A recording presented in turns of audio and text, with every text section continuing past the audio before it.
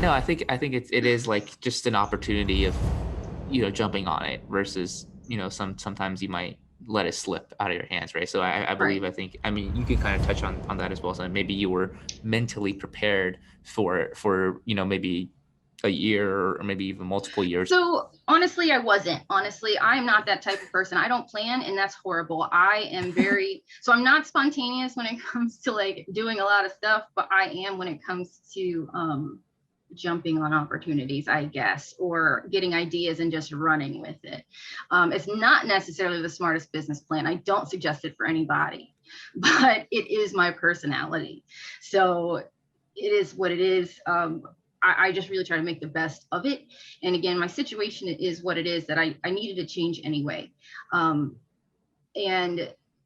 as long as there's a support system, then I think that's important. But nobody really talks about the cost of these things. So it's really important to understand what you're going to get yourself into as a realtor. I know that's one of the reasons that I did join EXP, though, when I did my research. So that is a big reason why. And online for me is more beneficial. Like I need the freedom, right? With the EXP, it's a cloud-based. So you have the freedom to really be anywhere. You don't have to be in one place. And going into an office is not necessarily an option for me. So,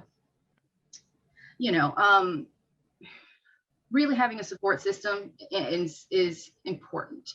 I was a single mom for a very long time. I would not have been able to transition at that time, so it's also about the timing in your life and the capability of doing it. If you have the capability, it's something you want, do it. If you want to do it part-time, do it. If you never start, you never get anywhere, essentially.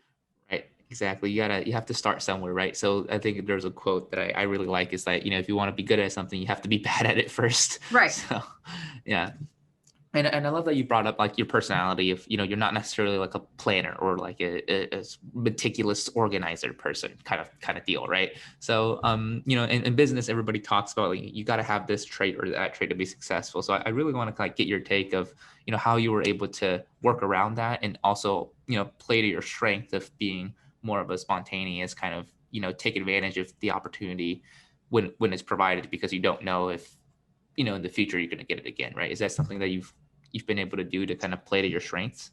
So yeah, I do try to recognize when I have what my strengths are and what my weaknesses are. So when I have the opportunity to pair with somebody that is more outgoing in front of people they don't know, say, then that's somebody that I want to work with, right? I prefer being a support system, and be in the back office, really doing the stuff on the computer, and the social media type stuff. Like that's my strengths.